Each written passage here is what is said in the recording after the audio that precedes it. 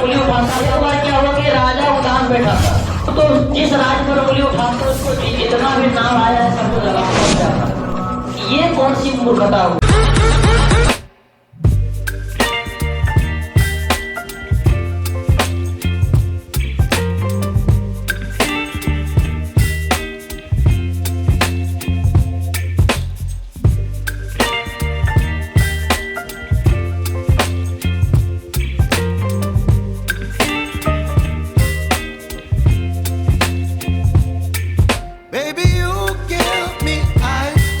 एक कहानी सुनाते हैं, उसको ध्यान से सुनना है।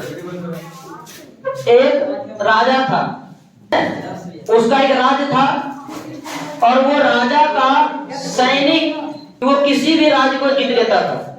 राजा जिस राज्य पर उंगली उठाता था उसका सेना और सेनापति उस राज्य को जीत लेता था। समझ में आया? एक बार क्या हुआ कि राजा उदास बैठा था, तो राजा जब उदास बैठा था तो अगर एक राजा उदास रहे तो पूरा प्रजा में क्या उदासी छा गया। सेनापति आया कि महाराज बताइए आपको क्या ऐसा दुख तकलीफ हुआ जो कि आप नाराज हैं। तो राजा बोला कोई दिक्कत नहीं, छोड़ो, तुम कारण जाने क्या करेगा। ये सेनापति बोला नहीं महाराज बताइए क्या कारण है, बताइए। तो राजा बोलता है कि हम तो जिस राज्य पर उंगली उठाते हैं उसको जीत लेते हैं, लेकिन एक राज ऐसा है जिसको आज तक कोई नहीं जीत पाया है और वो राज बहुत ही खूबसूरत है। वो राजा राज बहुत खूबसूरत है, हमको वो राज चाहिए।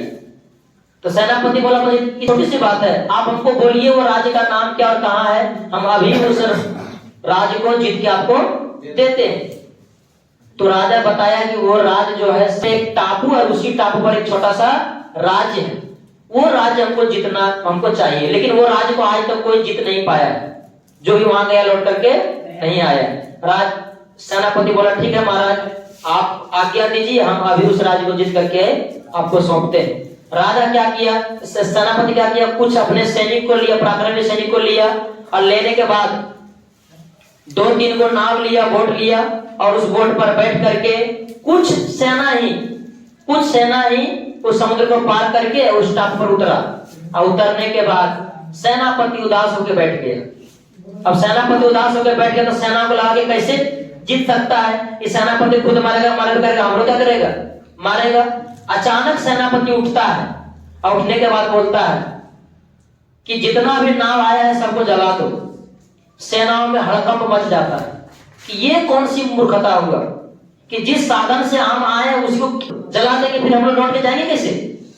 बाई चांस अगर हम इससे नहीं जीत पाए तो भागने का तो रास्ता रहेगा, तब ना हम भाग के क्या राज जाएंगे, अपना जान तो बचाएंगे। तो सेनापति बोला वो हम कुछ नहीं जानते, बस बोट को जलाओ तो जलाओ, ये हमारा आदेश है। सेनापति का आदेश हुआ, सेनाओं ने क्या किया, बोट को नाव को जला दिया। अब जला दिया तब सेनापति बोलता है तुमको जिंदा रहना है कि मरना है। सेनापति बोला जिंदा रहना है। बोला अब जिंदा रहना है तुमको जी जान से लड़ना पड़ेगा। क्यों? तुम जब यहाँ के आदमी को हराएगा, जब तुम यहाँ के सैनिक को हराएगा तभी तुमको यहाँ से नाव मिलेगा, और जब तुमको यहाँ से नाव मिलेगा तब ना तुम वापस जाएगा। अब लड़ाई जो है तुमको राजा के लिए नहीं लड़ना है, किसके लिए लड़ना है, खुद के लिए लड़ना है। अगर तुम जी जान ला करके लड़ेगा तो यहाँ के सेना को हराएगा, और अगर जी जान से नहीं लड़ेगा तो तुम खुद मारा जाएगा। अब तुम्हारे पास घर लौटने का भी साधन नहीं है। अब तुम्हारा लड़ाई राजा के लिए नहीं बल्कि किसके लिए है, तुम्हारे खुद के लिए। तो इस कहानी के माध्यम से अब तुम लोगों को ये बता रहे हैं बाबू कि जो तुम लड़ाई लड़ने जा रहे हो बिहार बोर्ड में, लड़ाई किसके किसके पीछे है, बिहार बोर्ड और तुम्हारे पीछे है ना। वो तुमको तुम्हारे पर आक्रमण करेगा, क्या, क्वेश्चन का, और तुम भी अब क्या करेगा, उसका पलट जवाब देगा, किसका, आंसर का। वही आंसर तुम्हारा हथियार है, बिहार बोर्ड का हथियार है क्वेश्चन, और तुम्हारा हथियार क्या है, आंसर। और वो तुम्हारा बंदूक और गोली कौन होगा, पेन। कौन होगा, जितना तुम सही आंसर देगा उतना तुम उसको पराजित करते रहेगा। इसीलिए ये लड़ाई अब ना तो मेरे लिए है, मेरा तो जो कर्तव्य था आज तक क्या किया, पूरा कर दिया। जो भी जहां तक हमसे संभव हुआ वहां तक हम तुम्हारा कोर्स को करने का प्रयास किए। अब यहाँ के बाद हम बोर्ड एग्जाम में तुम्हारे साथ तो जा नहीं सकते हैं। यहाँ के बाद बस एक ही बात बोलते हैं, तुम मेरे लिए बोर्ड एग्जाम में मत लिखना। अपने पेरेंट्स के लिए बोर्ड एग्जाम में मत लिखना, लेकिन तुम खुद के लिए जरूर लिखना। ये लड़ाई तुम्हारे लिए है, तुम्हारा भविष्य के लिए है। और ये तुम पहला लड़ाई लड़ने जा रहे, थोड़ा सा नर्वस होगा, लेकिन अपने आप को संभालने का प्रयास करना, नर्वस बिल्कुल नहीं होना, है ना। ये मत समझना कि बोर्ड एग्जाम में क्या है, हम अकेले बैठे नहीं। एक हथियार तुमको हम दे दिए, एक हथियार तुमको हम दे दिए बोर्ड एग्जाम में, हम जाएं अथवा नहीं जाएं, मेरा एक हथियार जाएगा, वो क्या है, कलम। जब भी तुमको डर लगे समझ लेना यही गोपाल भी है ना, एकदम समझ आए ना।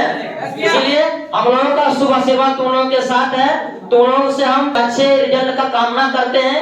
और ये तुम लोग के ऊपर हम एक भरोसा करना चाहते हैं, उस भरोसा को तोड़ना नहीं कि तुम लोग दोबारा फिर लौट के आओ।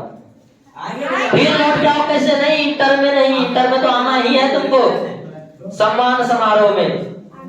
और सम्मान समारोह में तुम तभी आएगा जब तुम्हारा रिजल्ट बेहतर होगा, कम से। और एक कोशिश करते हैं